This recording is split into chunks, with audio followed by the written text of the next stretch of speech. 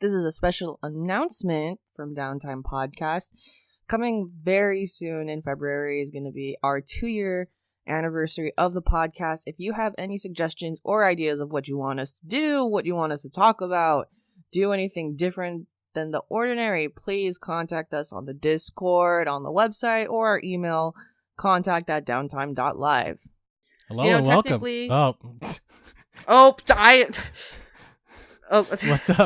What's up? Say your thing first. Hey everyone. So, this is currently, we're gonna be recording 2 podcasts today. So technically, our second podcast anniversary is gonna be the 90th episode. Anyways, Jeremy, you can do the intro all over again. All right. I just wanted to tell you that, but it's too late. It's too late. It's fine. It works. All right. Cue the theme music.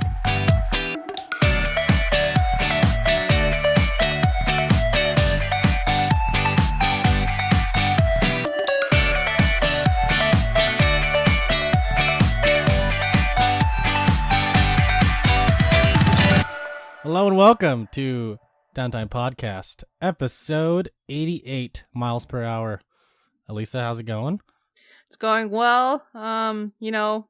Work as usual. It's a pretty tame January, which is how I like it because we just got into this new year, and I'm cool with just the grind for a while as I save money and all that stuff. Yeah. I will say though, in terms of like video game news and a lot of things happening, it's been a pretty exciting January. 2019 has kicked off to a really great start for video games, and I cannot wait for the rest of the year with video game news and just the craziness of everything in the video game industry. It's weird. This year's weird. I thought last year was pretty weird too. Yeah, and I thought 2017 was weird, and then it gets better. It just keeps getting better. Do you think like during the old Nintendo days, like the 1980s, they were like, oh, we're just a little developer that's gonna make a lot of games, or not little developer, but like they didn't have too much competition, Oh no, not at all. And the advertisements for the games back then were pretty crazy, but like a relic of its time, and there wasn't, I guess, too much drama, but I'm not too sure. And now I'm sure if they look into the future, they're like, wow, these graphics are nice, but you're all crazy. I know. Basically, it's like, who did what and why? Yeah, like what? Wait, what? Loot boxes? Excuse me. What does that have to do with gambling? I know, man. I can't wait to go over the news. But how are you doing? I'm doing well. I'm still recovering from a recent trip to Tahoe that I took this past 3-day weekend in the United States. We celebrate Martin Luther King Jr. Day on Monday, January 21st. And so usually that's a 3-day weekend for a lot of people. I went to Tahoe with some friends, some really close friends, and it was fun. We went out skiing and snowboarding. We played video games. So I was actually surprised at the amount of video games we were playing there because I didn't expect to play any games. Although I did bring my Switch, I was just trying to focus on if I could play Okami or not. But we actually ended up playing like Jackbox games. I like Jackbox a lot. Oh yeah, no, my friend, she brought her Switch. Like there were at least 4 of us that had Switches. But we didn't know who was gonna bring theirs except for one person. She was like, I got you guys. And so she brought her Switch, I brought my Switch. We ended up playing the Jackbox game Party Pack 4, and it comes with the game that has like the dating simulator, kind of like Tinder a little bit. It's like everyone's a monster. Everyone has like hidden powers that you don't find out about until later, and you just have to chat people up. You use your phone as like the controller. In this case, it was texting people like through a little private messenger system that the game created, and it's like, oh yeah, you text people like, oh hey yeah, how you doing? Like you wanna vote for me? Like you have to match with someone. So the whole point of it is that the point of the texting part is that you try to convince the other person. You don't know who everyone is because everyone has like hidden names or like secret names. Unless you actually put your real name there, then we all know. But for the purposes of the game, we all named each other. Well, we all named ourselves after like creatures. For example, I was Teen Wolf, and you were Teen Wolf. Yeah. Shout out to that movie. Anyways, So we were all texting each other, and the whole point of the game is to convince that person to match with you. So you have like a minute to text people, and you have a limited amount of messages. And let's say I was texting the monster from the Black Lagoon, and they're like, "Hey, yo, let's match up, like me and you, all right?" And then you can like talk dirty to them, but I won't say any of those things right now because it's really gross. But we were talking like really dirty to each other, and just laughing our asses off. And the whole point of it is at the end of the chatting session, you vote for which person you want to match with, and you can only match with one person during each round. There's like a total of 5 rounds. So let's say I'm chatting with the monster from the Black Lagoon, but also Frankenstein. And, you know, I'm vibing with Frankenstein. I'm feeling Frankenstein, but I kind of like the monster from the Black Lagoon first. So when the voting time comes and you want to match with that person, you don't know who they're going to match with. So you have to take a chance based on your messages. Like, oh, they said they were going to match with me, but they could have been talking to someone else. We don't know that yet. So you pick the person you want to match, and then on the main screen, it shows all the couples that were matched. Like, it shows like the text conversation that was happening between the two people, which is hilarious because, you know, not everyone knows who each other is in the game, and we don't really know what they were saying privately, but now it's displayed publicly. Like, yes, like people will be like, "Hey, yo, let me see that ass though." Like, only if you got a pretty penny. Like, ooh, like, you know, all this stupid shit. It's great.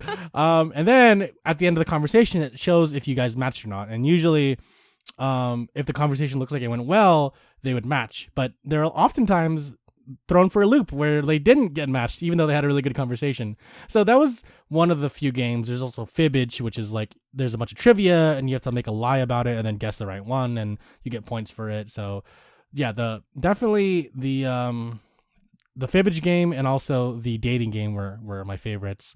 Yeah, Jackbox just has really solid party games that anyone can do, and I think that the future of board games, at least digitally, will be with the Jackbox games and how they operate, because I think it's really cool. Of course, you can't take out things like Mario Party because that's a mainstay when it comes to party games, which brings you to my next point. We did play Mario Kart and Mario Party a lot, and that was a lot of fun. A lot of drinking, a lot of eating, just hanging out in Tahoe in the snow. It was super cool. I did play a lot of Okami, but not too much. Not really much to say in the story. It's just more like I'm just trying to find this kid's dog. That's about it. I think my favorite Jackbox game is Quiplash. Oh, Quiplash is a lot of fun. Yeah, I've only played it but that's just also because that's more of my like type of like party game. I think I like a phrase and word games. Yeah, those are so fun. Those are super awesome.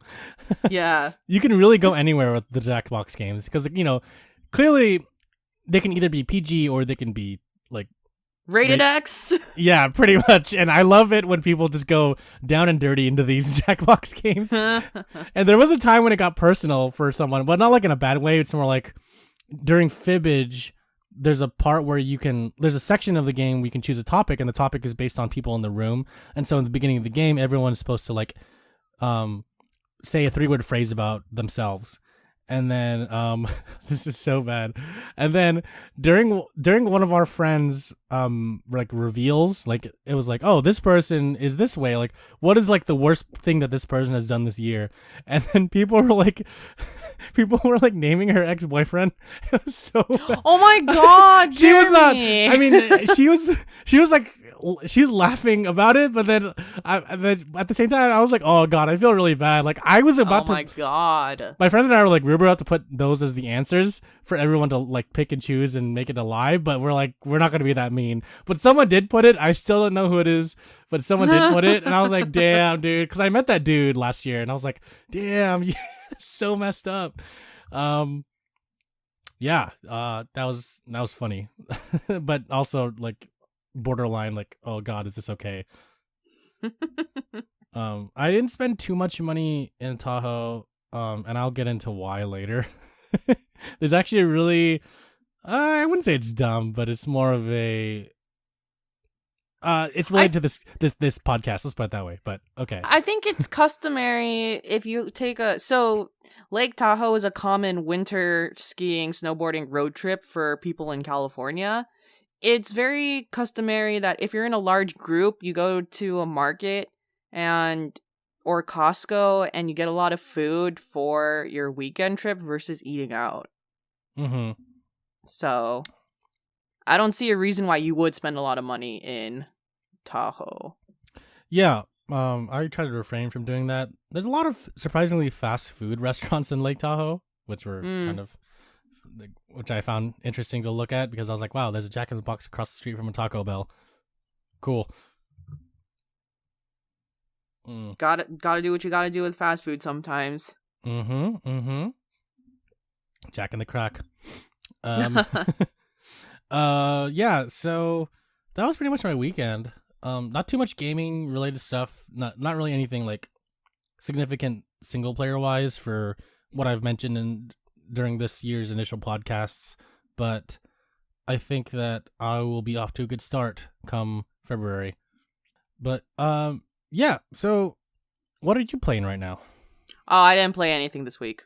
Fair. All right. What did you play this week? Okay, now's the time when we go into the Shenmue segment, all right? So yes. So my name is Ryo Hazuki, and my dad just died, and I'm trying to find his killer. So I'm going down to the downtown Dobuita area, and I'm trying to buy a ticket to Hong Kong.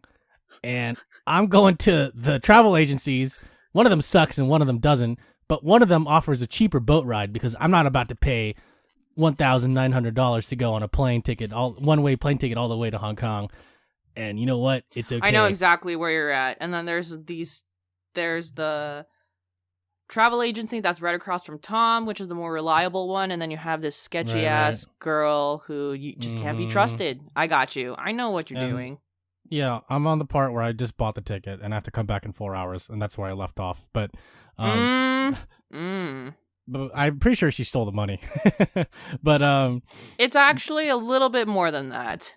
So okay, it's not just the fact she stole the money, and you'll see. Okay. Yes. But before that, there was a really funny exchange that happened. So Ryo's walking to the shrine from his house, and then he sees Megumi, and she's like, Ryo, the cat ran away. I don't know where it went. And then Ryo's like, oh, don't worry, I'll help you find it. And then she's like, oh, okay, please find him soon. Find her soon. She hasn't gone far. And then Ryo's like, okay. I hear some meowing. And he goes underneath the stairs in near his house. He's like, oh, there you are. And he takes the cat back. And then Megumi's like, oh, you found him. And Ryo's like, oh, yeah. And then Nozomi comes up. She's like, oh, hey, Ryo, I see you found the cat. And Ryo's like, yeah, okay. she's like, oh, I was looking for it too. She's like, oh, I was trying to find it as well. And he's like, okay, I gotta go. It's like he was just trying to ignore her. I was like, damn, you really don't want to talk to her. Yeah, that sounds about right. Good old Ryo. Good old Ryo. And then that night I went to the phone that in my house, and I called her just to see what would happen. And then we were talking about some bullshit, I forget, but she's like, oh, Hazuki-kun, I want to tell you about this, blah, blah, blah, blah, blah. And he's like, uh-huh. And she's like, blah, blah, blah, blah. And he's like, okay. And then she's like, okay, I'll talk to you later. He's like, okay. He just hangs up. I'm like, damn, you probably didn't even hear anything. Why'd you even call her? Oh, no, not at all. I love their relationship. It's so one-sided. It's clearly very one-sided. But it just makes for so fun. It just makes for hilarious comedy, and just for all the wrong reasons too, because she clearly loves him, but he's like, I can't think about that right now because of my dead dad, and I want to take revenge on him. And then she's like, but I love you. And he's like, what's the Phoenix Mirror? Have you seen it before? And she's like, if you wanted a 10-second summary of this game, that's it. Yeah. But you are in for a treat when you get to the harbor, because boy, oh boy. Oh, perfect. It's gonna be good. I'm sure it's gonna be like, oh, where are you going? I'm going to Hong Kong. Why? But wait, what about me? What about you? You know? Also, my favorite part is the two additional high school friends that are walking around, and they're just like, Ryo, Nozomi's sad right now. Why she's sad? You should talk to her. Yeah. Every time.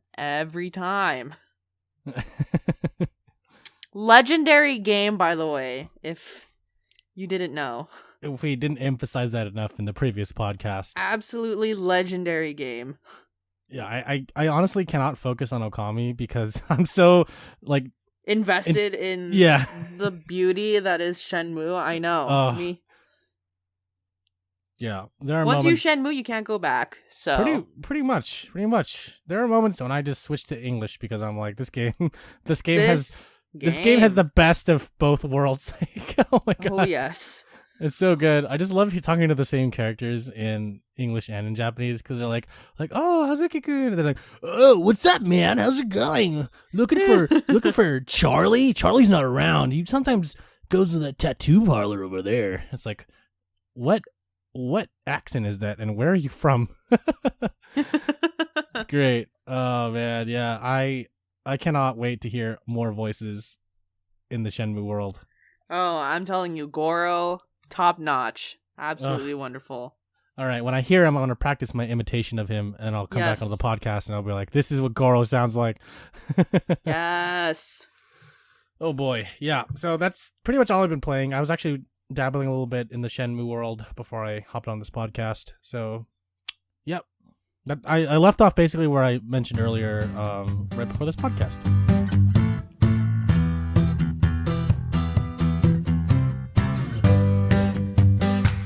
We'll go with the easy stuff first. So, Jeremy, did you know that there's a I was going to say a residential evil. Right. Same thing, right? Same thing.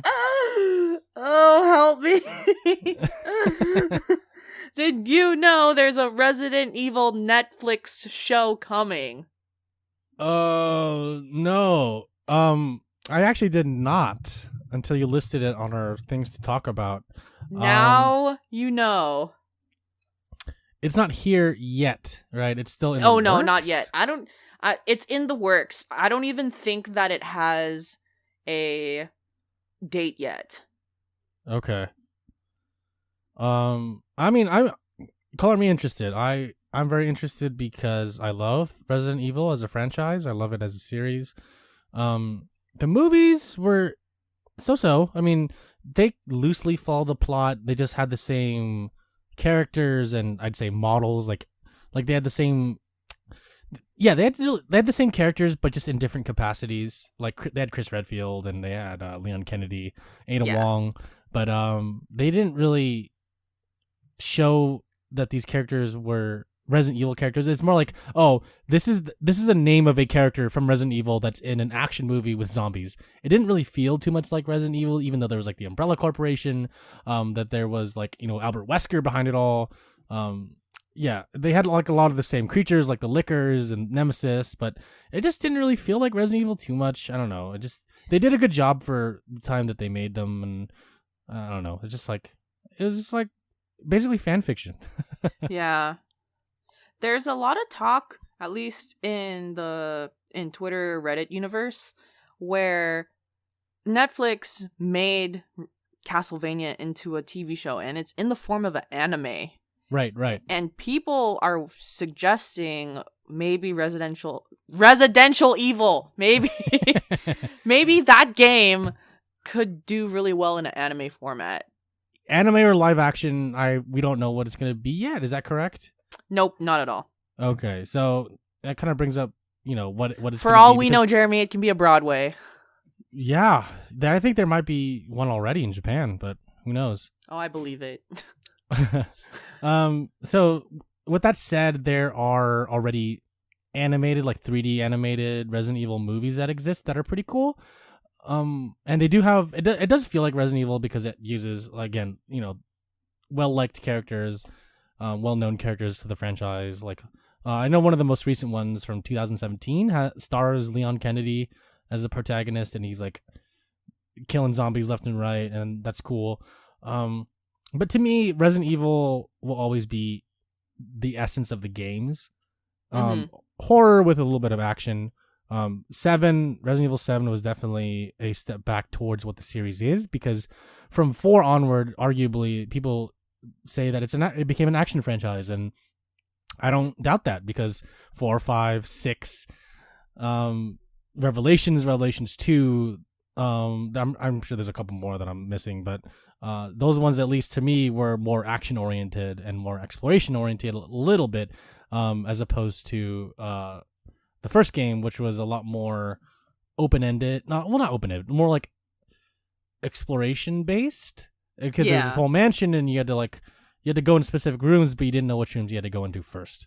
Resident Evil 7 is a lot like the first game, where it's like this old time American, like, I guess it was in Louisiana, I forget which state, but it was like in the South, and you had to go to this old creepy mansion, and it was huge, and you didn't know which rooms to go in first, and there's a lot of backtracking, a lot of, running away from creatures. So yeah, I mean, it's cool. I like that. Resident Evil 7 has a little bit of everything. There's like DLC where it's more action oriented, which I think is interesting and cool. It's even got VR, which I thought was really progressive for the series, since it's the first one in first person, which was the first game also to change the perspective from over the shoulder, which was what the fourth game did initially. Honestly, the VR was pretty good. Like, I see the entertainment factor for sure in it. Oh yeah, and people were freaked out by it. They're like, you should never play it in VR because it's scary, but it's a great experience. I'm like, which one is it? But yeah, everything before 4 was a fixed camera, and everything after 4 was like over the shoulder until 7, and 7 is first person. So yeah, the games have always done changes when it comes to the action franchise and as well as the horror franchise genres. So we'll see where the Netflix series goes, because I want it to stay true to the series. We don't know if it's going to be a retelling, or if it's going to be a continuation, or if it's going to be like all new characters, if it's going to be part of the game universe, because the game's universe is full of interconnected stories and characters that you have to like play each game to like get little tidbits about, but you don't really fully realize everything yet. So yeah, we'll see. I think it's interesting that Netflix is doing it, because they zombies don't have money right now. Yeah, that too. And then that's why they're upping their subscription prices. I know. So stupid. BS. Yeah. Hulu lowered their streaming price in retaliation, I think. Oh wow, it's lower by $2, which makes a difference when you add it all up. That's major. Yeah. $2 might not seem like a big deal, but it can be a pretty big deal when all your bills add together. Because I have Netflix. I also have Cinemark Movie Club, which is like, the competitor to MoviePass. Yeah. And that's like $8.99 a month, which is really cheap. It's the cheapest movie plan ever. I'm not sponsored by them or by any means, but I'm just telling everyone, if you live near a Cinemark theater, if your theater that you go to all the time is Cinemark, I highly recommend you get one, because it's like you get one free movie ticket a month. The best thing about the Cinemark Movie Club is that you get 20% off concessions. And that in itself is like such a good deal. Like, holy crap. Yeah, definitely. Yeah, so I have that, and I have Netflix. There's a couple ones I'm missing, but some other subscription services I do, like Flickr, for example, which is a photo sharing website. I do like once a year. I don't do it like once a month, but these once a month things, they do add up over time, and people don't really realize that. Because you think you also pay for like your phone bill, or potentially pay for your car, you pay for your rent, and it's like a lot of times these monthly rentals, you have more than one of it too. I don't know how I feel about the Netflix price hike, especially because I just fucking bought Netflix, my own Netflix account for the first time, but it is what it is, I suppose. I mean, some would say you bought it at the wrong time, but I mean, it's never too late to buy Netflix or to buy Netflix subscription. You bought it at a time when there's just the price just happened to go up. So yeah, things that you can just breeze by. So the Devil May Cry 5 demo comes out on February 7th for anyone interested in playing, and I say that because that's a game that I'm looking forward to this year. There's a new fighting game coming out for the 50th anniversary of Shonen Jump, which is a manga, like a manga conglomerate in Japan. And I it's, saw that. yeah, published by Namco Bandai. It's called Jump Force. So pretty much every single Shonen Jump manga and TV show you can think of, their characters are being featured in this. So it's like Dragon Ball, One Piece, Naruto, Bleach, Hunter x Hunter. I was like, what? You have Hunter x Hunter on this? Yeah. This is crazy to me. Yu-Gi-Oh! They have Yu-Gi-Oh! They have like, Yu-Gi-Oh! How? Sorry. I got really excited. It's okay. They have one character from My Hero Academia confirmed. It's Izuku Midoriya, the main protagonist, and that's got me hyped. I'm like, holy crap. Like, that's going to be so cool. I lightweight hope they have Joey Wheeler on this, because if they have Joey Wheeler, I'm totally going to play like him. So, have you ever seen Yu-Gi-Oh! Abridged on YouTube? Yes, of course. Yeah. I actually I'm Joey Wheeler. So fun fact, as an anime, I actually like Yu-Gi-Oh! More than I liked Pokemon in that time. Oh, I feel it. I was more of a Pokemon kid, but I watched both. I watched all three, Digimon, Pokemon, and Yu-Gi-Oh! Yeah, me too. I liked Yu-Gi-Oh! A lot because I just liked the way the monsters looked. They looked so cool. Yeah. No, totally. I liked the evolution forms of Digimon and like the relationships between the main characters and kind of like the hinted romances between a couple of them, and like there was a lot more like drama and feelings and Yugi and Taya. Yep, we all know. yeah. Oh yeah, we all know. Yeah, with Digimon, there's a lot of drama in Yu-Gi-Oh! Like I gotta save my grandfather. Oh, I know. Jeez. And Pokemon is like I'm 10 forever. So I know. But I'm really excited for Jump Force. Actually, I might pick it up only because I think I'm actually gonna pick it up on launch. Oh really? Well, it is a fighting game. I know you like fighting games. Yeah, if it's good, I will pick it up on launch. Originally, I was gonna pick up Dragon Ball Fighters, and I found out that this game has Dragon Ball characters and more. So, I'm gonna play with all of them. Nice. It even has Fist of the North Star characters. Well, that's awesome. Yeah. So the reason why I'm interested in this game and not a lot of other fighting games is because I actually have a small history with Shonen Jump video games and just kind of Shonen Jump in general. Like as we mentioned, me too. We're familiar with the whole Shonen Jump series, Naruto, Dragon Ball, One Piece. Like even though we might not watch all the series all the shows under the Jump banner, like we're still familiar with them. And as anime fans, how do you not know about Shonen Jump? You know, basically, for me, it was in 2006 or 7. There's this game that came out called Jump Superstars for the Nintendo DS, and this is like right around when I first got a Nintendo DS. I think I know exactly what you're talking about.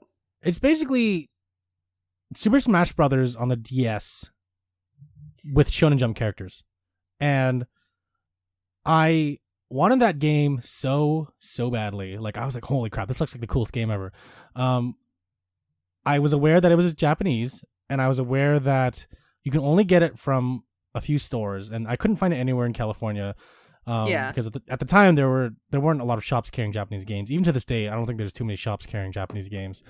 So I went to this website that's still around. It's called PlayAsia.com, and you can and I went there and I paid $50 on my birthday to get this game shipped over to my house, and I did. I got it, and you lived your life with no regrets. Pretty much. I'm looking at the case right now, actually. I'm staring at it. I can't believe I still have the case. It's one of the most amazing fighting games on the DS I've ever played, and there are very few fighting games on the DS. The other one that I want to mention is also Jump Ultimate Stars, which is the sequel to Jump Superstars. But it's pretty much more or less the same game, just with updated characters. So the way that I would describe Jump Superstars, as I mentioned before, is Super Smash Brothers. But you do have like assist trophies, kind of, which are like, you press a button and a character will come out and do an attack that adds on to your overall attacks. You have like mana, I guess. Not mana. It's like not stamina either. It's like a certain amount of energy. Like it's an energy bar that allows you to for powerful attacks. Yeah, just perform powerful attacks over time, and it'll like recharge. A limit breaker attack. Kind of, yeah, and then you get to a certain point where you can do like your ultimate move, and for Luffy, it was like he punches with like several million arms, and Naruto he does Rasengan, and so for me, Jump Superstars was my first foray into the Jump video game series. I don't know if it's the first game in the whole series overall, but it's really cool because you can do download play with 2 to 4 players, and so you can fight your friends, or you can fight the computers, which is a lot of fun finding the computers. And again, I have to stress that I had to use an online guide to play the game because I wasn't able to read Japanese, and I wanted to like unlock all the characters and just play the game to its fullest. And so I think I beat the whole game. I don't remember, but yeah, I just have a really soft spot for these Jump crossover games because of this first one that I just fell in love with. I wonder if they'll have the same power moves in this one as well. When you make different power moves in the fighting game. That's a great question. I don't know, but we'll see. The anime list. I'm sorry, not the anime list. The list of characters from the Jump series in Jump Force actually isn't that many compared to Jump Superstars. If you go to Wikipedia, there's over like 20 series listed there of all these different characters, either playable or not.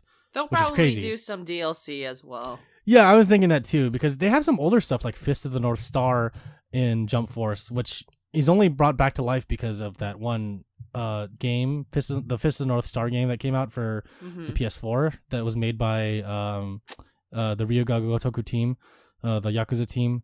Yeah. And then, of course, they have new stuff like My Hero Academia, which I think is really cool. So we'll see. Yeah, I'm really interested in this game. It comes out. Rurouni Kenshin. My goodness. Yeah, and that came out like how many years ago now, and it's over now. And Yu-Gi-Oh! Like what the crap? What are you gonna do, Yu-Gi-Oh? Like play cards? I'm here for it. I want him to play his card with the grandfather on it and see what happens. Yu-Gi, I'm free. Like, no, you're not. Get back in there. But anyways, oh my God.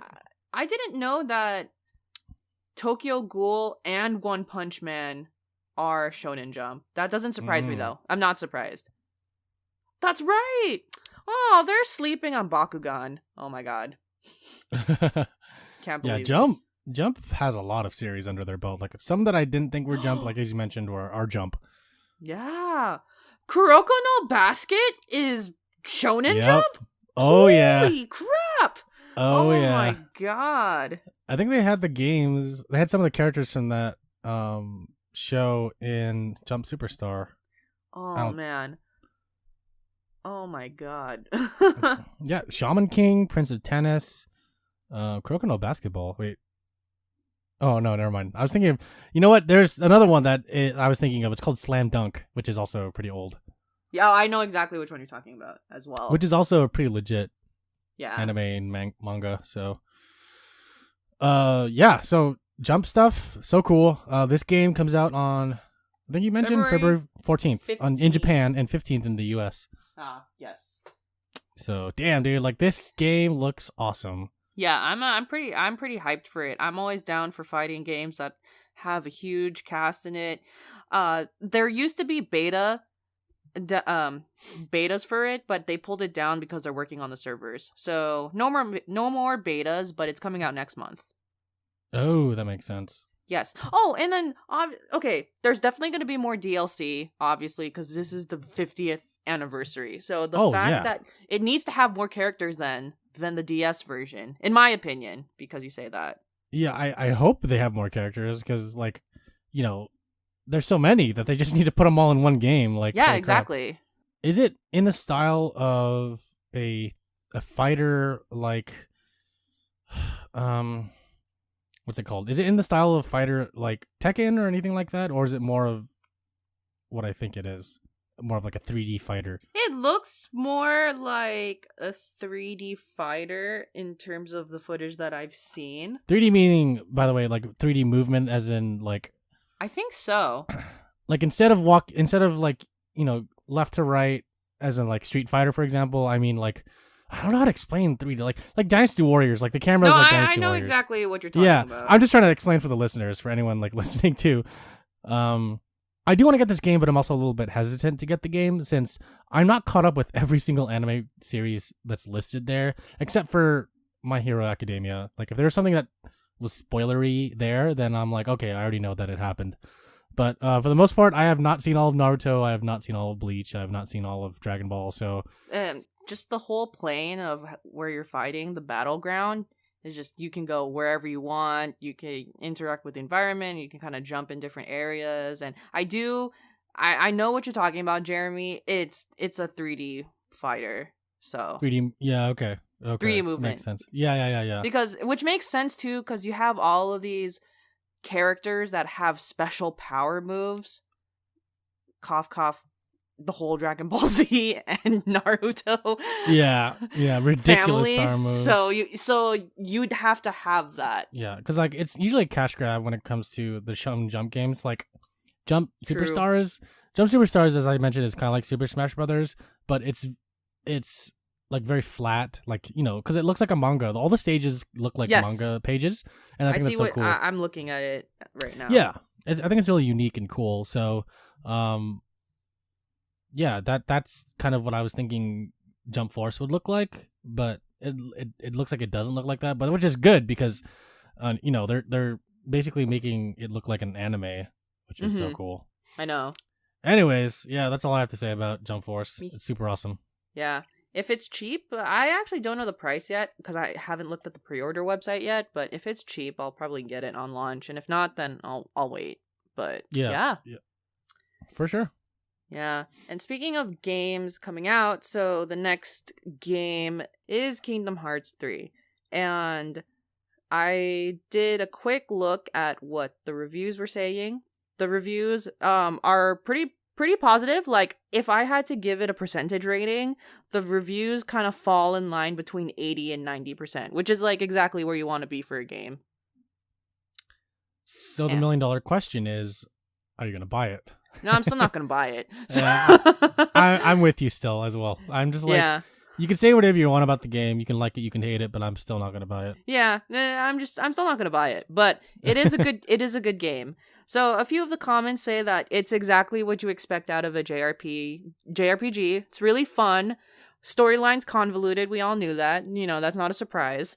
Its story's convoluted even after reading the summary memory archive. So, you know, you can't escape it. It's all good. It's all good though. So, they have said that someone who watches the summaries versus someone who's played all of them, clearly the one who's played it will understand it a lot better. Just because they actually like spent the hours on the games and the different like expansions and site and like, you know, but what I'm capturing is a lot of people might try Kingdom Hearts as their first game. Yeah, I think so too. Like how a lot of people chose Yakuza 6 as their first Yakuza title.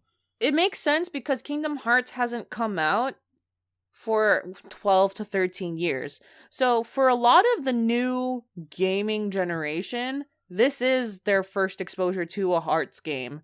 And it's kind of like, well, I might as well play it. There's a memory archive, so I guess I'll be okay. I just hope that those people have fun playing the game, which I think they will. You know, you don't ever have to completely 100% understand a JRPG. The battle system is very easy to understand. It's pretty much just a more refined from the previous battle systems of 1 and 2. Very simple attack, and then there's special moves you can do and special targets. And when you attack with your blade, eventually they'll release orbs, and the orbs just replenish your energy and they replenish your mana. But very basic active battle system. Mm-hmm. And Mickey and Goofy are also helping you out on the side. So at least like this, if you join Kingdom Hearts 3, this is not going to be a difficult game in terms of understanding how to play it. Yeah, no, that's that sounds about right. I just wanted to go backtrack a little bit and say that there's probably two types of people that are playing this game, or at least there's two people in my mind that I think would be playing this game. There's the one guy who bought every single console to play every single Kingdom Hearts game, which is pretty expensive, by the way. And he probably just owns every single console just to play Kingdom Hearts. And there's the other guy who happened to own every console that Kingdom Hearts came out on and played every game. Now, the guy that bought the consoles just for Kingdom Hearts probably loves the story, understands it to a T, probably like made a Google Doc about the whole story just to, see where it flowed, all the ebbs and flows of the story. But the guy who just happened to own every console that the game came out on, probably played every game, was like, I am confused, played 3, and was like, I'm still confused. But it's all good because the worlds look great. And what I have to say for both of those fans is Kingdom Hearts is still going to keep going after 3. This is just the end of, I guess, Sora's story is what they said. Yeah, I heard. I thought this was the end of Kingdom Hearts, but I shouldn't be surprised because there's so many in-between games that I don't even know why I questioned it in the first place. This is like, for a lot of people that watch movies or just like the Fast and Furious series, for example, it goes Fast Furious, Too Fast, Too Furious, and then Tokyo Drift. But the thing is, Tokyo Drift takes place at the end of the whole timeline. So 4, 5, 6, 7 all take place before Tokyo Drift. So hilarious to me. It's just so that they could keep the character of Han alive. That's the only reasoning I can think of. And to me, that's why. That's what I think about Kingdom Hearts 3 as. To me, Kingdom Hearts 3 is the Tokyo Drift. Oh my god! Of the series, because not only is it the third game, right. It's because everything before it was like 2.5, 258 days over whatever, or like Dream Drop Distance, or what, just like all this bullshit title. I'm sorry, all these bullshit titles. Like I have to say it, and it all came out because they were just like either prolonging the end of the whole series, aka the death of Han, or they just wanted a cash grab. But, I like to think of it both ways. I like to think of it both ways, too. I honestly think that in production of Kingdom Hearts 3, because I don't know if you knew this, Jeremy, but they didn't start production of Kingdom Hearts 3 until 2012, 2013. So they weren't... I remember that. Yeah, so they weren't even thinking of creating a Kingdom Hearts 3 game for a while after 2. They were just going to create all of these bullshit titles, which I think that,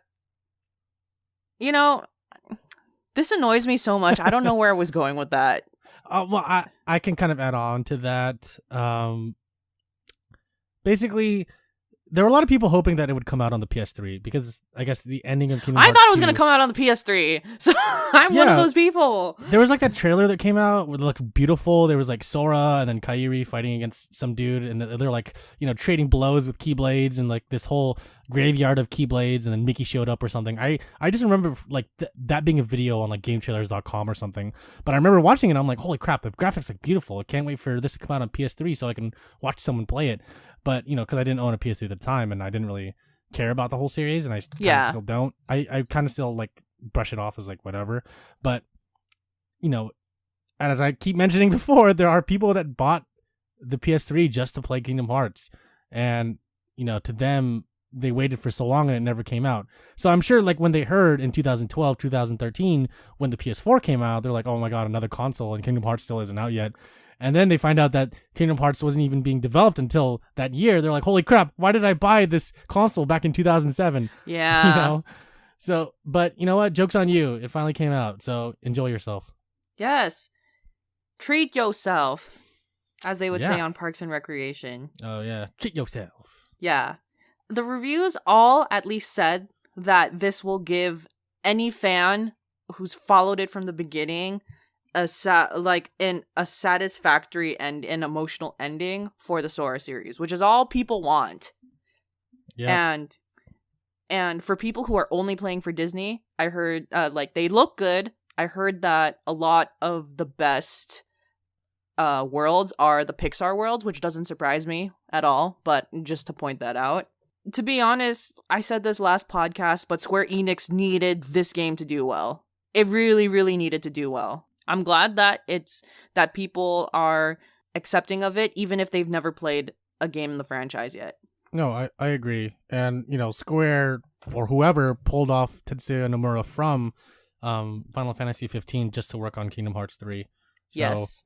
I'm hoping that it all works out because that guy was also doing Final Fantasy VII Remake at the same time. So now that Kingdom Hearts 3 is technically over, I'm hoping that he can focus his attention on Final Fantasy VII Remake and have it released and ready whenever, maybe in the next 20 years. Who knows?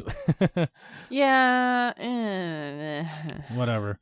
That's a Yeah. separate conversation that we're not going to go into. Yeah. Anyways. But yes, if you bought Kingdom Hearts 3, enjoy it and have a good time playing it. And I hope that this game really does add closure to a lot of fans. And it should. Square Enix owes it to a lot of people to do that.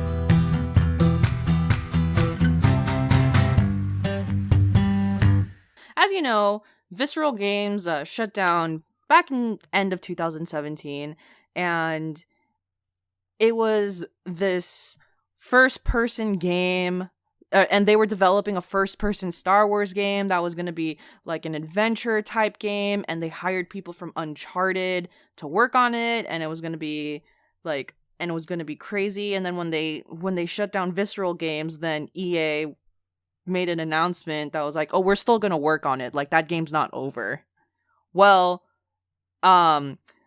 I think, for one, that game is over, but not just that, but the open world Star Wars game that they had planned is officially over as well. Yeah, what the hell? So basically, every single Star Wars game that I feel like was on the pipeline in the last 2-3 years is no more. Yeah, that makes me sad because EA had the James Bond license, which I feel like they didn't use to its full potential. Yeah, they made like GoldenEye Remake or whatever, GoldenEye Reloaded or whatever the hell it was called a couple years ago, and they made that other James Bond game that was like an amalgamation of Daniel Craig in every single James Bond movie, and they messed up. I feel like they just messed up the license. They EA'd it. Let's put it that way. They EA-ified the licensed games that they have to make them more like Call of Duty, and I didn't really like that. And with the Star Wars series, they fucked up big time in 2017 with the whole Star Wars Battlefront 2 loot box thing. Was that 2017 or 2018? Yeah, it was only 2017. It's wow, a year that was and a half like ago. wow. Yeah, so I feel like just EA doesn't know how to handle these licensed properties. Like they need to give the Star Wars license to someone else because it's just not working out. Like, I'm sure there's some fans that'll rebuttal against me and say, "Oh yeah, Star Wars Battlefront 2 is a changed game. It's better now." But like, not when it started. Like, the whole incentive of the game when it started was a lot different than what it is now. Like, and they're canceling all these other games. Like the last Star Wars game to come out was Battlefront 2, and it's been over a year and a half now. And I remember during that whole like EA Star Wars video that came out in 2014 or 15, they showed all these different studios like, "Oh, we're creating something brilliant. We're creating something so cool. You guys will, like, you know, it'll knock your socks off." And now the latest rumors are like under EA's belt, Respawn Entertainment is making a Jedi game or a Star Wars game with a Jedi title.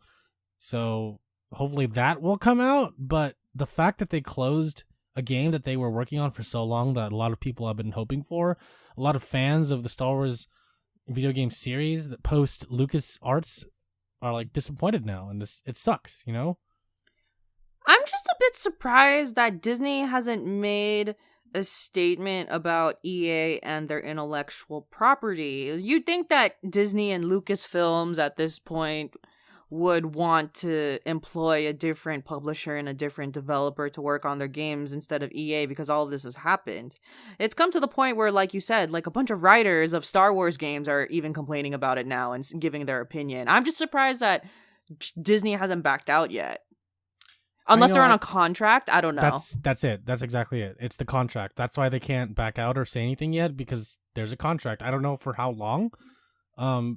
Maybe someone in the comments can tell us, but yeah, the EA, Disney and EA have this contract for making video games for quite a while. I think it was like 10 years. I forget, but it's just, yeah. What I wonder is if on the contract, it's more of a time contract, or it specifically states EA is to make this amount of games for us, and they've already fulfilled. Yeah, I don't know. I just don't know.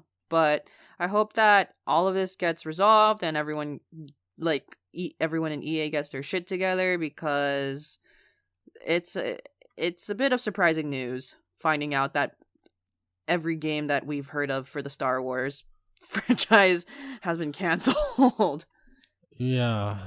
And this is supposed to be a big year for Star Wars for Disneyland too, because they're coming out with Star Wars World in Disneyland and Disney World. So yeah, it's called Galaxy's Edge, and I'm definitely looking forward to that. I really want to go there. So the fact that, you know, there's like a stain on the franchise as a whole because of what EA is doing, it just saddens me.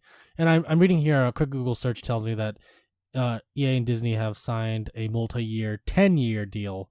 One site says 10 years, one site says multi-year, but you know, it could be 10 years, you know, from 2013 until 2023.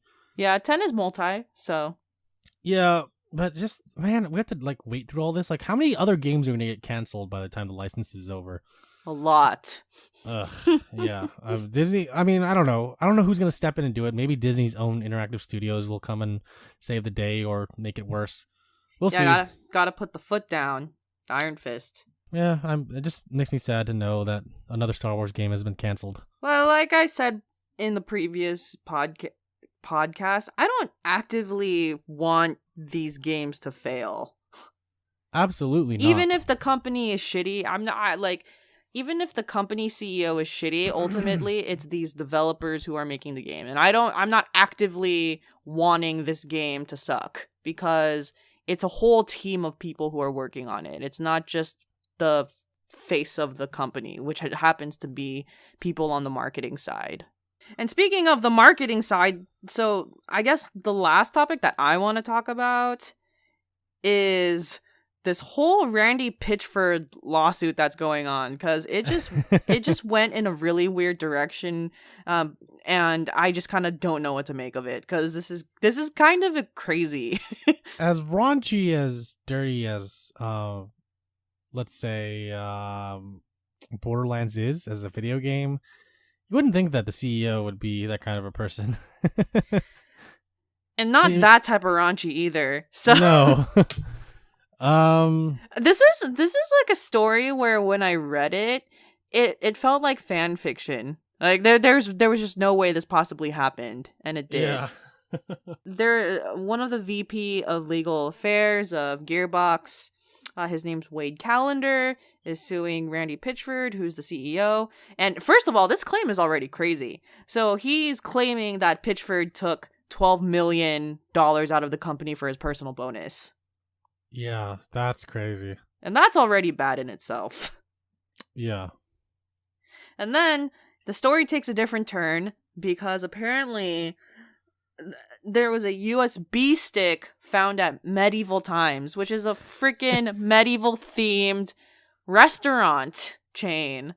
And this USB stick was Randy Pitchford's USB stick.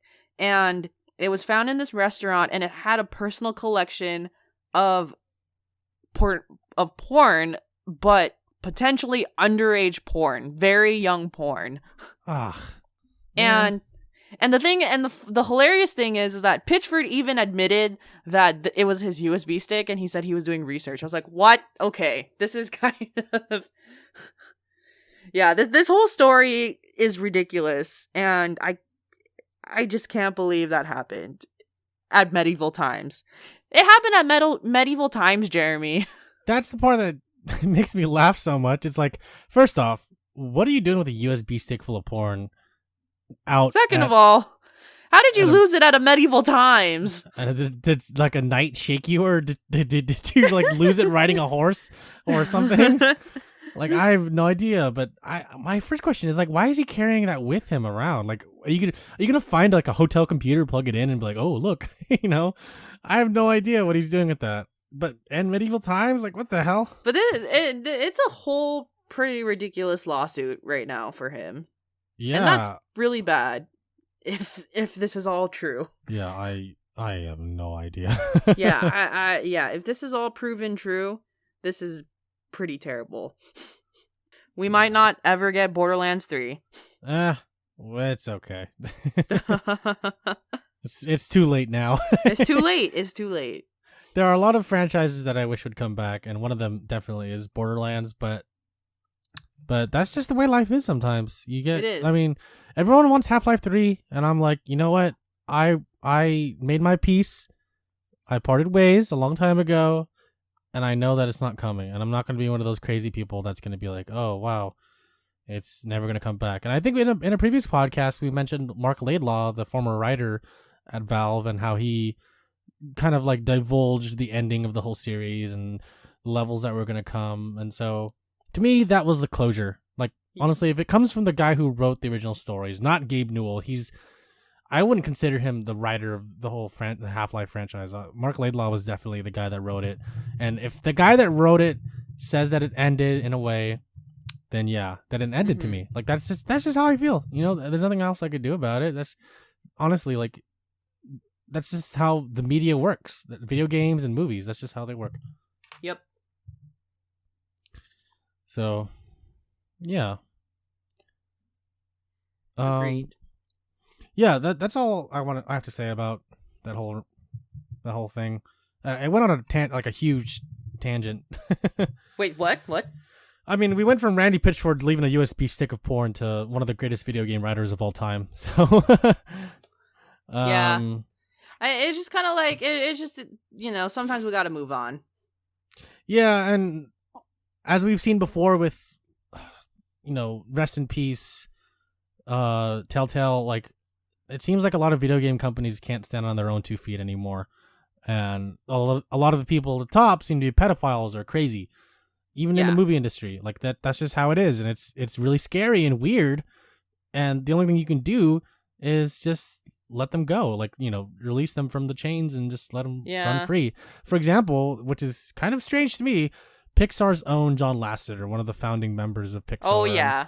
Yeah, he had a lot of sexual misconduct allegations put against him in 2018. That he admitted to as well. So it's proven true. Yeah, that he openly admitted to, and Disney forced him to step down, and he left at the end of 2018, and he started a new job at Skydance Animations this month, which is kind of interesting to me that they made him the head of animation even after all these allegations. But I guess, you know, good talent's hard to come by, or, you know, sometimes names just last so long. But I don't know, it just, for all the respect that these artists have, for example, like Harvey Weinstein as a really big movie producer, there's all these like really bad like things that come with them. Like you don't know, like there's this whole, you know, rumor of I don't think it's a rumor, I think it's true. It's a child pedophilia ring in Hollywood, and all these actors came out in 2018, 2017 saying that they were molested or they were touched by other actors, like bigger name actors like Kevin Spacey. And so, you know, the whole Hollywood world is trying to keep this under wraps. At the same time, all these people are getting leaked out and being, like, you know, shamed in public. So it's like you have all these people, all these talented people behind the scenes making these things come true and making them work. And on camera and on interviews, they seem like these really, really genuine people. And behind the scenes, they're like these perverts, these creeps, these pedophiles. And so it just makes you wonder, like, you know, where does it end? Or, you know, are all video games going to end up being created by all these really bad people? My only hope is that Nintendo isn't like this. Like, what if Shigeru Miyamoto or Reggie Fils-Aimé end up being these really bad people? But, you know, we never know. Like, Nintendo is one of the few companies that's very secretive about what they do. The other being Valve. You know, like they tell you that a game's going to be released, but they don't really tell you when. They're very private about their personal lives. They don't really divulge too much. The most you can find, of course, is like on news articles or on Wikipedia. But we don't really know about the people behind the scenes making all this come true. Like, we don't really know where they lie or, you know, what their lives are like. So yeah, like going back to that whole Randy Pitchford thing, it's just, you just don't know how a person is until all these news stories come out. I always tell this to people because I follow a lot of things, such as I follow TV shows, I follow bands, I follow video games, and all of these things. And I never really put the company on a pedestal. I usually only appreciate the people who specifically worked on the game. Yeah, no, I totally feel that. Yeah. And that's usually what kind of saves the heartache, because a lot of these people in power positions can manipulate and they take control. And how I've kind of reasoned it is that this one person sucks, but I don't think that this one person sucks, but this whole group of people worked on a game.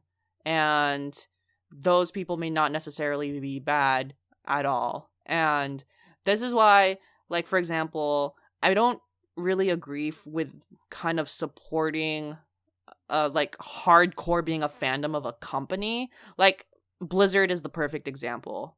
I've never really felt so much allegiance towards just the company itself. And when a fan gets vulnerable to that, then of course you have all of these situations where they can take advantage of you because they know that you'll always be spending money on them. Yeah, no, I agree. And that goes with a lot of like film studios too. For example, Pixar. Yeah. You know, you can like the people that make the movies. Like, a lot of people associate the company, of course, being a Disney company and liking the company, but like not every single Pixar movie is someone's favorite. Everyone has a favorite Pixar movie. They don't say like, "Oh, I love the company for what they do. I love all the tools they use." Like, no one really says that. Most people will say like, "Oh, I like Pixar movies. Which one do you like?" "Oh, I like Toy Story." Yeah. But yeah, I mean, that kind of goes hand in hand with what you're saying. I totally understand that. Yeah. Just make smart purchasing decisions. The best way to hit someone. Vote with your wallet. Yep. It's true. It really is a true statement. Yeah, as gamers, that's all we can do. Like, when Star Wars Battlefront 2 came out, like, a lot of people were against it, and people voted with their wallet. They didn't buy the game, and I'm glad that it made an impact, because now we have a better version of Battlefield 2, apparently, where there's only loot boxes that have cosmetic items, which is great, which is what I think every game should be. Like Overwatch started kind of that trend. Yeah. Where it was like, "Oh, you have a loot box. What's inside? A skin. What kind of skin? A rare skin. Cool. You're on the top of the list." All right. Definitely. Next match. Yeah. So, any more news stuff you want to talk about? Because I have one more gaming thing that's not news related I want to talk about. Oh, yes. Go for it. I see it. Yeah. So, for those of you that don't know, I don't know if I mentioned this before, the Nintendo GameCube is actually my favorite console of all time.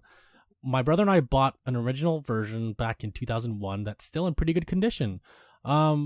Since from 2001 to I don't know when, we bought GameCube games. We kept buying games and more games and more games. Some of the titles that we had are actually a lot rarer now, and they're kind of expensive. And I'm not trying to say that I'm going to sell them, but what I'm trying to say is that I kind of have had a mental resurgence in like playing my GameCube. And I mentioned in the previous podcast that I kind of wanted to buy a Carby, which is a device made by this company called Insurrection Industries. And the Carby basically is an adapter for your GameCube. You plug it into the back of your GameCube, and you can plug an HDMI cable into the adapter and play your GameCube games on a modern TV. So, did you do it? No, I haven't bought it yet because they're out of stock currently, and they're going to go back into stock next week. So, with that being said, I actually went on eBay this past week, and I've been kind of buying some games on eBay, some GameCube games. And I did mention that this is going to add to my queue, and it is. So that's the unfortunate part. But the good part for me is that I'm really excited to buy the Carby once it goes back in stock and start playing my old GameCube games. And starting February, I think I'm going to start making a series on my channel about just GameCube games. Just like playing games, doing full playthroughs, or just like talking about games while playing it. I don't really post stuff to my channel. I haven't done anything recently, but I kind of want to go back into doing it. I was kind of inspired by you, Alyssa, when you said that you were going to continue making videos. And yeah, I think it's something that I just want to keep doing since I have a capture card. I just need the Carby, and I just have to plug in my HDMI cable into the system and, go to the races. Definitely. So yeah, I have all these backlog of GameCube games that I'm going to start playing, but it's adding to my large queue already. So I'm gonna try to beat Shenmue first, then beat Okami. At the same time that I'm playing Okami, I'm going to buy the Carby. And then I'm going to start playing some GameCube games and record them and just like, do some little playthroughs and talk about them. So yeah, that's it. Also, I spent money on some memory cards because I felt like I didn't have enough space. So one of them I bought a set of 3 black memory cards, which are 251 blocks. I can't really tell you. Blocks. I can't really tell you how much megabytes that is because but it's funny. I know what you're talking about. Yeah. And the old school times. I bought them from Venezuela. And from Venezuela, really? The day after I bought it, the news came out that they're having a coup, right? yeah. And I was like, how did this get out of the country that fast? And then I was like, are these guys okay that sent me this? Like, I wonder if they're fine. So hey, shout out to you guys. I know. I think the name of the capital is Caracas or something like that. They might not live in the capital. So. They do live in the capital because the FedEx package that came for me said Caracas. well then, I don't know who sent it, but good job. Yeah, thank you. Good job. Please stay safe. Yeah, stay safe. I've seen the pictures and I've seen the videos. I'm a little bit worried right now. Yeah. Like, never underestimate a dictatorship for sure. Hope you guys are doing well. Yep. Shout out to you guys. Hope you guys are doing okay. Please stay safe. And yeah, that's it. And thanks for the memory cards. Yes. Thank you. Thank you so much for giving them to Jeremy. Yes. And they came back okay.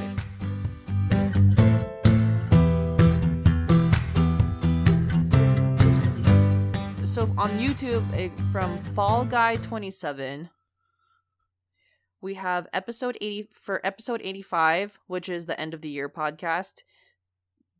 Good games and many underappreciated ones listed.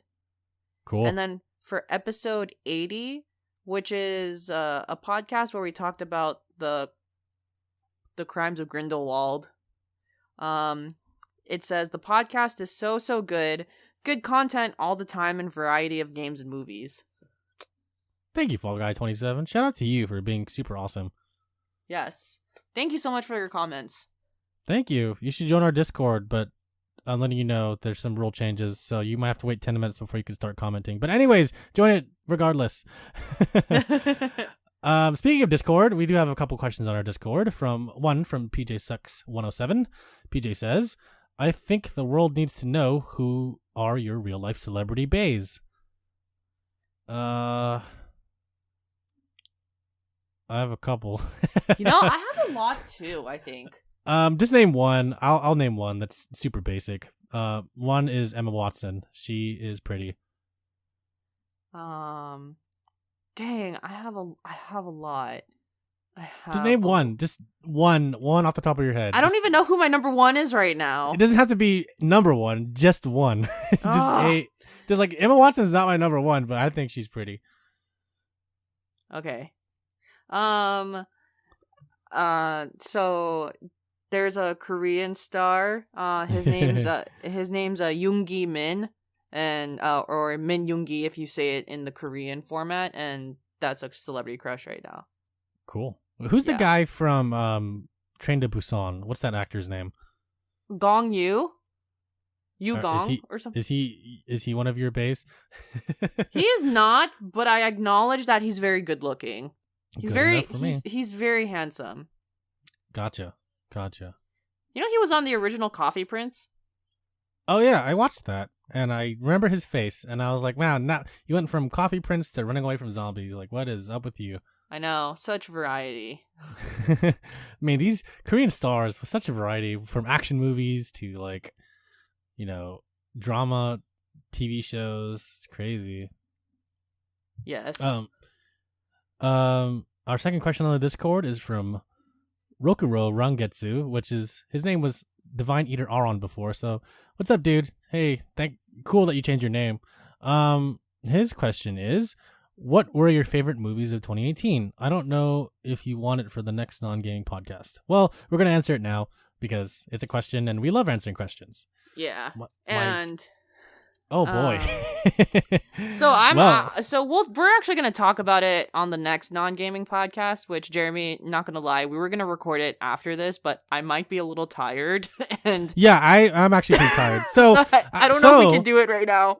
So let's go into a movie that we both saw, or let's go into two things. I'm gonna name them now so we can kind of talk about them like briefly. One will be Spider-Verse, and the second one will be the Fire documentary.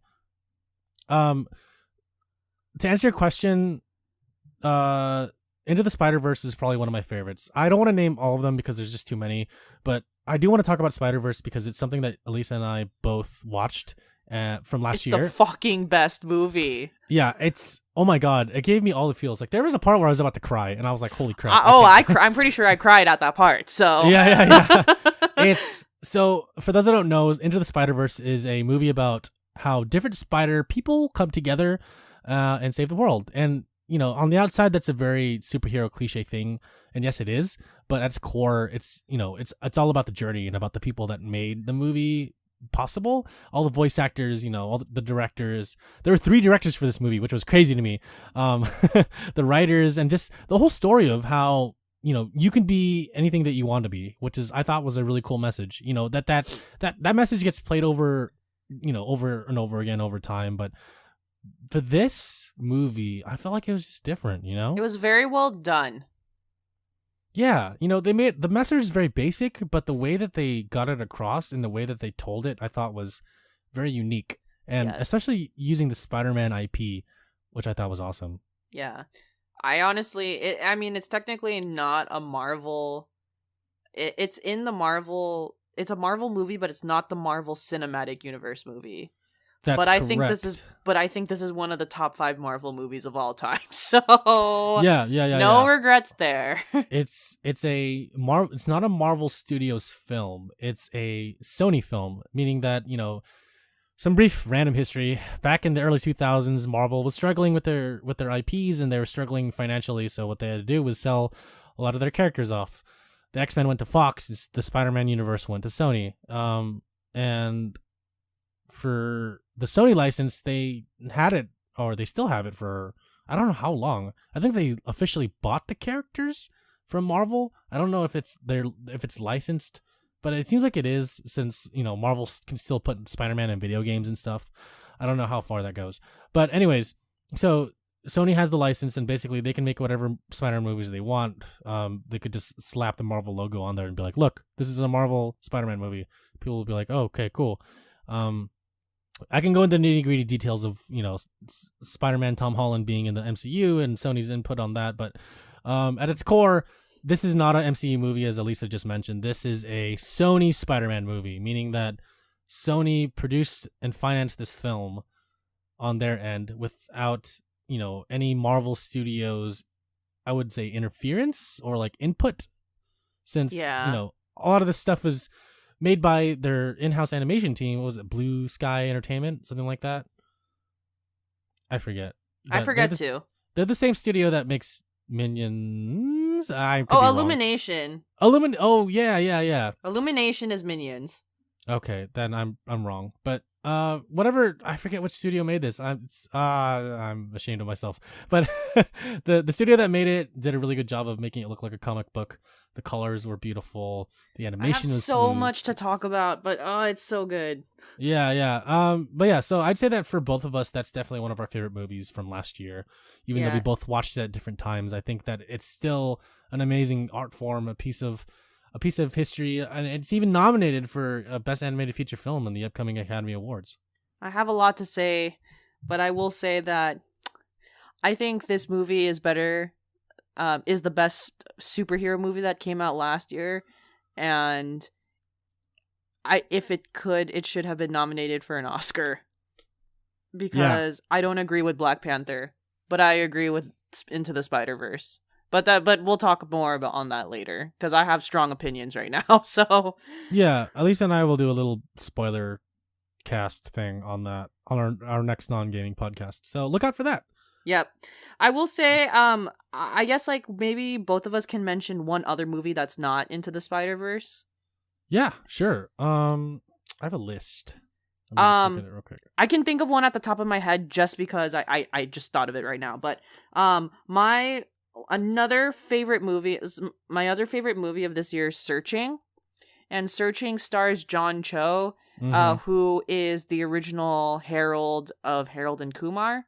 And it is a story about a father who's trying to find his missing daughter. And the way to find his missing daughter is by looking at her social media and kind of analyzing where she possibly could be. And the entire movie is shot through screens. Cool. And I think this is the best movie I've ever seen that's employed this way of storytelling. I've seen a lot of screen movies, and they're not that good. This one's excellent. Cool. Yeah. I still have yet to watch that. Yeah. But I do remember you mentioning it to me that it's a very good film. Yeah. It was great. It's also based in San Jose. Nothing's ever based in San Jose, so I appreciate the shout out. It's because the directors are from San Jose. That we need more local Bay Area movies. Yeah. Like, set in the Bay Area, that's what I mean. Yeah. Like Ant-Man and the Wasp was set in San Francisco, even though it was shot mostly in Atlanta. There were a couple scenes that were shot in the Bay. But I mean, aside from Wakanda, Black Panther was in Oakland. Oh yeah, that's right. That makes 2 Marvel movies this past year that were shot or like technically based in the Bay Area or had scenes in the Bay Area. Yes. So that's cool. I mean, again, I think it'd be awesome to have more movies set in the Bay Area, San Francisco, because that's awesome. You know, it showed the Bay some love. You know, am I the only one that's getting tired of looking at LA? So. Oh yeah, no. LA's cool, but there's so much life in the Bay Area. Totally. We're not just saying that because we're biased and it's our hometown. We are also saying that because we're biased and it's our hometown, but we're also saying that because show the Bay some love. Oh, yes. My movie that I want to talk about real quick that I liked from last year is A Quiet Place. I could hear you breathing. Yeah, I love that movie. I think it was beautifully shot. I think it was beautifully directed. The cast was amazing. Just the way the characters were portrayed was really cool. I still don't consider this a horror film. I do think it's more of a thriller. It's an action thriller for me. It's not a horror film for me at all. Same here. Like, to me, horror is like there's a creepy vibe and there's jump scares. There were jump scares, but there wasn't too much of a creepy vibe. It's like you know what's out there. You know what's hunting them, but at the same time, you know that they can avoid the imminent danger and all that stuff. So yeah, there were some scary moments in that movie, like the basement water scene. That was a great scene. The nail scene, the bathtub. I had to hold my breath at the nail scene because just like blood loss really freaks me out, and just like that whole thing. So I like could not even watch it in full. Just like, for me, it's like stepping on sharp objects is just like, it's just so cringy to me. Like that scene in Home Alone where they're entering the McAllister house and what's his face steps on a nail. I'm like, oh god, that hurts so much. Like, what if that's a rusty nail? Now you're infected and now you have to get so bad. But yeah, A Quiet Place. I just shout out to Jim from The Office. He did a great job. John Krasinski. He did such a good job. The fireworks scene, hands down, was my favorite scene of the movie. Man, I love that so much. It's like beautifully terrifying. Yeah, it really was. That whole scene is like, oh my god, this is great, but holy crap, this is scary. Yeah, I love that movie so much. Awesome. We're gonna have a non-video gaming podcast soon, so you'll hear more about that. Yeah, hope you guys liked our first episode of Side Quest, so please be on the lookout for the next one. Yeah, I didn't realize how many people liked it, so we'll be doing more. Yeah, in that episode, we were really trying not to talk about video games. Yeah, we were trying really hard, but I'm glad that a lot of people liked it. It's like, you know what I'm playing? Cards. Hey! Who doesn't like gambling? I don't. Hey, Rio, let's go. Oh my gambling. No thanks. I gotta go find my dad's killer. Nozomi. Hey, Rio. Have you seen my dad's killer? But I love you. Where is he? Oh, I love Shenmue so much. Anyways, if you want to contact us, you can contact us by multiple ways. You can go to www.downtime.live, go to the contact form, and give us a shout out that way. You can also contact us by email, the old-fashioned way, by going to www. I'm sorry, not a website. You go to contact@downtime.live. Again, that's contact@downtime.live to send us an email, send us a comment, question, concern if you have one. Hopefully you don't. You can also join our Discord by going to our website, clicking on the bottom left corner where it says community. Join our community, click on the word community. That will take you to a link to join our Discord. I have to reinforce the fact that we have new rules on our Discord that mean when you join our Discord as a new user, you have to wait 10 minutes until you can speak. This is just to prevent bots from coming in, and so far, knock on wood, there have not been any bot infiltrations. No quote unquote sex bots coming in trying to promote their porno websites. So that's good. All the users there that are currently users are called listeners, and once you pass the 10-minute mark and make some comments talking to us on our Discord, we'll make you a listener. So yes. This isn't to discourage anyone from joining. We're just adding some extra security measures to our little community because we love you guys. We love you guys joining and talking to us directly. That's the best way to communicate with us. You can get direct, clear, precise, quick answers from us on our Discord, and we use it a lot. You may not get to it in the same day. Sometimes it takes us a while because we're busy with our lives, and we hope that you guys are also busy with your lives as well. But again, please don't be afraid when you first join a Discord and you can't chat, because we want you there. We just need to make sure that you're a real human being and not trying to spam your porn website on our Discord. Oh, of course. Coming really soon is February, and February is two things. So two things is, one, it's Jeremy and my birthday. Like, we're both Aquariuses in February. And two, it's our second anniversary of the podcast. And if you have any suggestions or ideas of what you all want us to do for that special episode, because we don't know what the hell we're gonna do yet. So that's true. So let us know if there's anything that you want us to, anything fun that you want to see for the second anniversary. Yeah, and let your imagination run wild. It doesn't have to be audio based. Like, we rarely do videos together, but if you want to see something where we're both together doing something crazy, then let us know. I mean, we're open to anything, so don't let your imagination be limited. Please say whatever you want. So definitely. And I still can't believe that we've been doing this for 2 years, which is crazy to me. Yeah, it's really crazy. Yeah. So yeah, with that, Alyssa, please take us away. All right. So this has been the 88th episode. Thanks for listening. We're gonna have a lot of special episodes coming up soon. Go Patriots, because I don't cheer for Los Angeles teams. See ya. Go Sports. Bye.